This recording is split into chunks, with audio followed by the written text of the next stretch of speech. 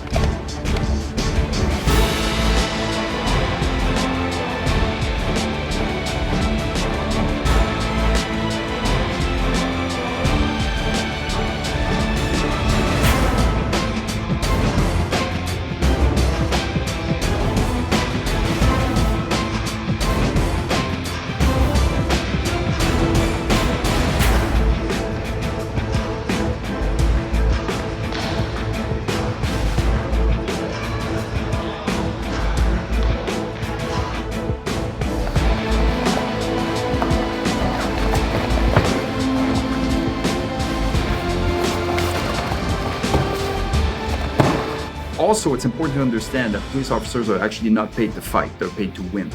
So we're not the way we approach calls, using our tactical advantage and using some of the tools the defensive tools that we are provided, and using our training techniques and procedures, is a best course of action. But if we're speaking sort of mano a mano, like standing there and the fight's on type deal, yeah, mixed martial art is absolutely good in terms of bridging that gap. I'm not, I think denying that is fallacy. It just is.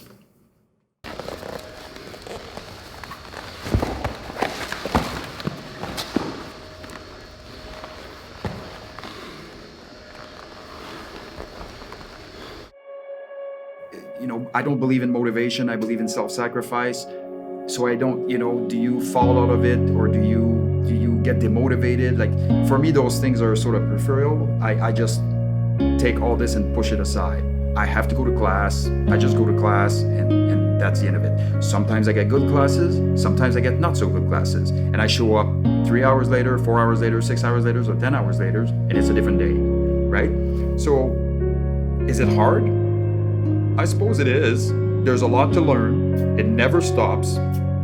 And it's if you show up with an ego, it will be real hard, because your ego will not sustain your jiu-jitsu training.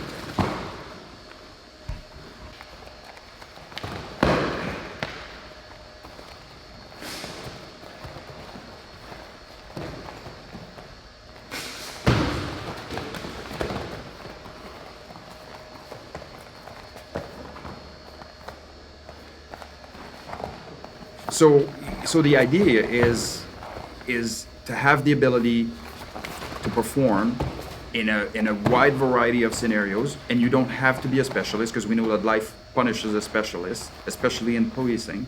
Just have the ability to be decent everywhere.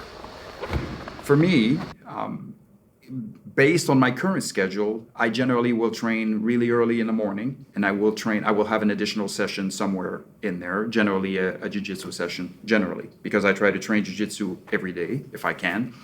My weight training slash metabolic conditioning or high intensity training, it can be CrossFit, it doesn't have to be, it can be other things, but high intensity training or metabolic conditioning, generally 4 times a week. So I get about 4 workouts a week of metabolic conditioning with a strength bias.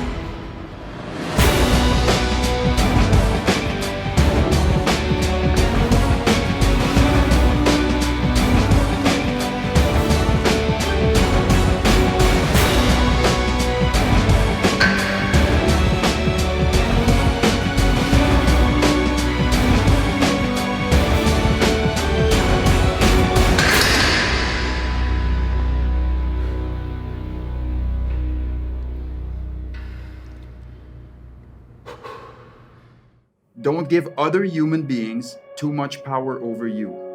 Don't negate your own self-worth on account of somebody that helped you through something, right? And you can pay back, and that's okay, and become the inspiration. But again, it is to be taken, it's a fragile balance, and it's important and it's critical that we understand that. Because otherwise, what happens is that person has it that much more together than I do. And then we start self-deprecating. And when we start talking to ourselves like this, what does the subconscious mind do? It processes the information and believes it. And once we start believing our own little negative voices on an emotional level, it becomes really, really difficult to overcome those. So I'm just gonna go all out today. No big deal, we'll go the old-fashioned way. Healthy fats. Love cooking with coconut oil. It's really good. It makes everything taste like Hawaii, and since we can't go to Hawaii right now, might as well get a taste of it. Having tested a lot of other things, a lot of other diet models in training over the course of the last 20 years, this actually works best for me. I have a protein source every meal. I have some carbs every meal. I have some source of veggies. I will have some fruits generally. If I have dessert, I will have some fruits. I love those Australian, what are they? Australian kiwis or golden kiwis. Fantastic fruits. And I try to do that every meal. So I don't have to,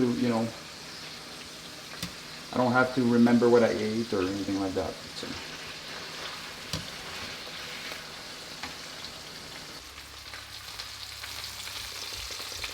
Look at this, in the marinade of the fish mixed with the coconut oil.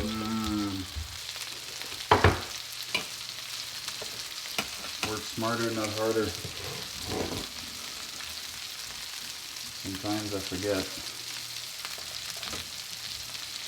You can put a bit of butter on here and you can put oyster sauce and it's amazing. So we don't want to play with that too much. And when I say we, I mean I don't know. All right, my man. Watch this. Sable fish.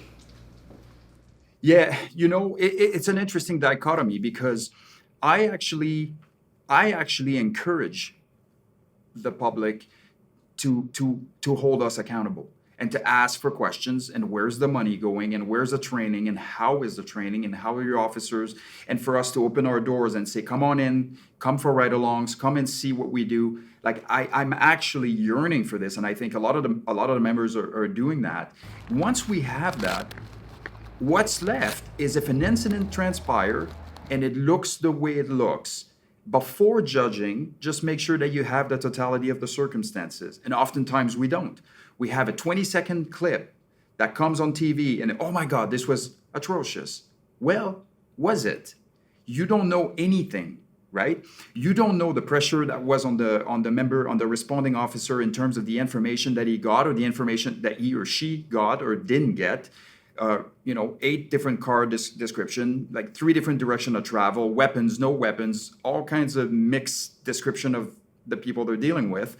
Radio comms broken, so they don't know what's going on with the current members on scene. Perhaps they hear, the radio being clicked in and out, and all of a sudden they think, these guys are in a fight. And so now they're driving.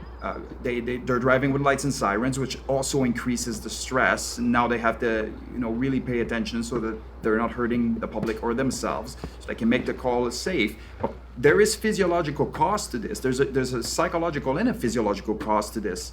Adrenaline hormones are going up. Adrenaline, goes up, and when they get to the call, they open the car door. Maybe they come out a little bit stronger than they would have liked to because they were completely loaded with these different hormones and everything. So maybe, just maybe, that little tackle that for you is excessive might have been justified. It may have not looked that great, but based on the totality of the circumstances, that was taken into account.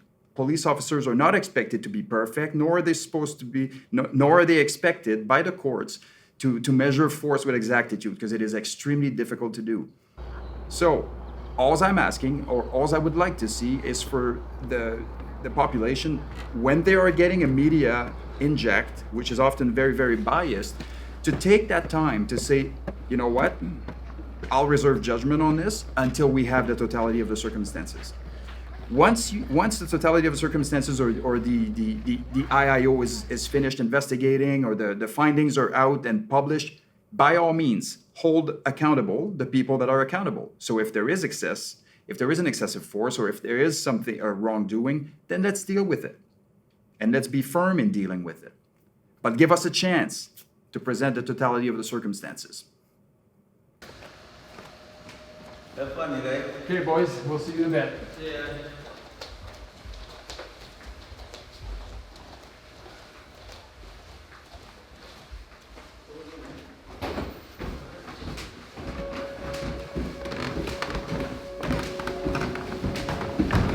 Most of the time, apparently, it was when somebody cowered and the crowd just basically Thumbs down. might as well fight if you're gonna die anyway.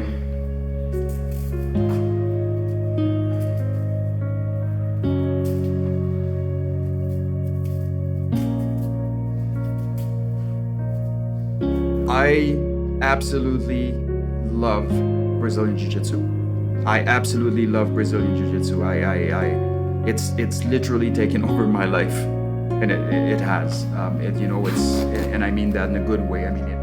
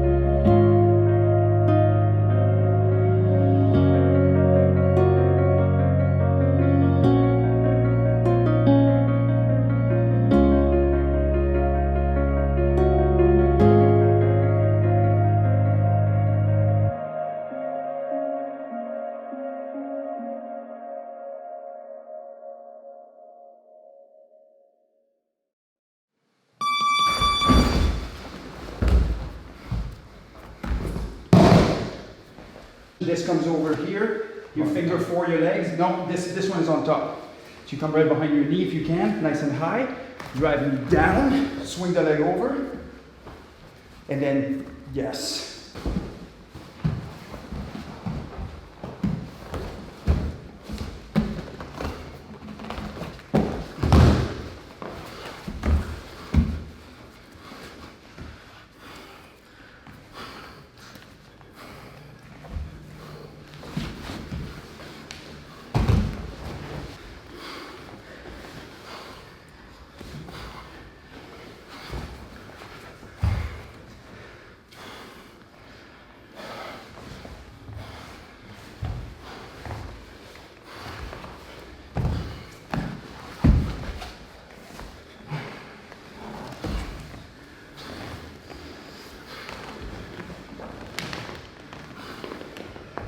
I am not a person that deflects. I never do. If something goes wrong in my life, it's my fault.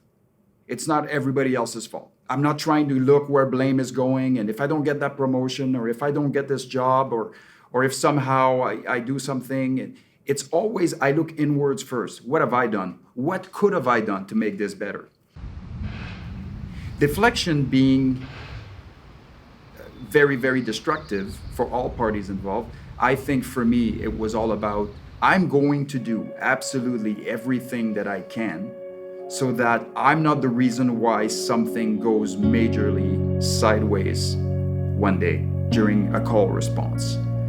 That'd be for the public that we sworn to protect, or for my fellow officers that count on me to be there for them. I will not fail for lack of training. I will not fail for lack of reading. I will not fail for anything that's in my sphere of influence, which is a lot.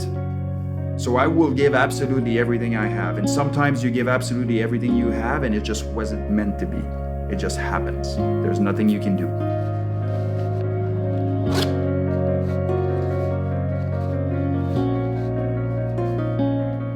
There is countless studies and empirical evidence to suggest that a lot of police officers, not all of them, but a vast majority of police officers that are hurt or killed on duty were often your community-oriented officers that were very, very confident in their communication skills, that were people person, that cared for people. Those are generally the ones that get hurt or killed. There's a reason for that. Evil does exist. It just does. And it targets empathetic people. It targets the weakest link, okay? So we need to be able to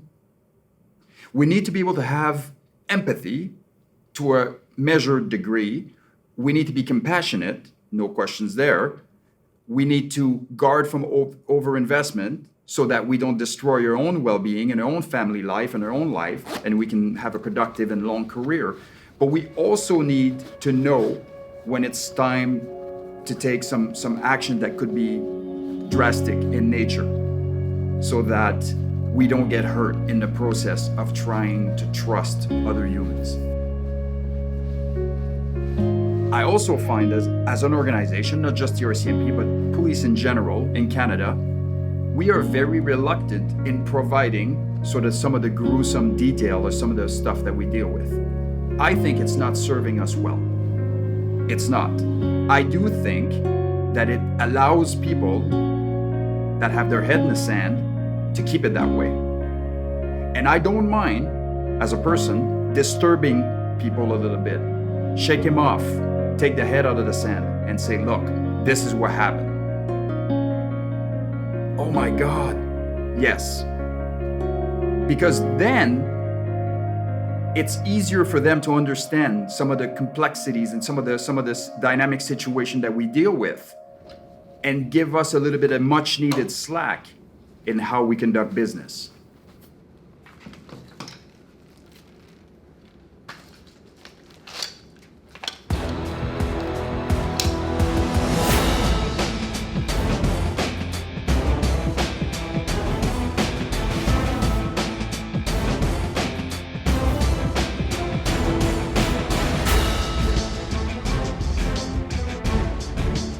We should never let miscommunication be the root of change. Education should be the first step forward for everyone. Les relations que tu as avec tes enfants, avec ta famille, avec les gens que tu aimes. Peut-être que tu es le genre de personne qui passait son temps au travail, toujours. Et maintenant, tu as l'opportunité de faire de te reconnecter avec tes gens qui t'aiment. Fais ça. Donc, par le temps que ça c'est terminé et que tu retournes au travail, tu vas être amélioré. So, peut-être que après tout, la restriction a été la meilleure chose qui t'est arrivée.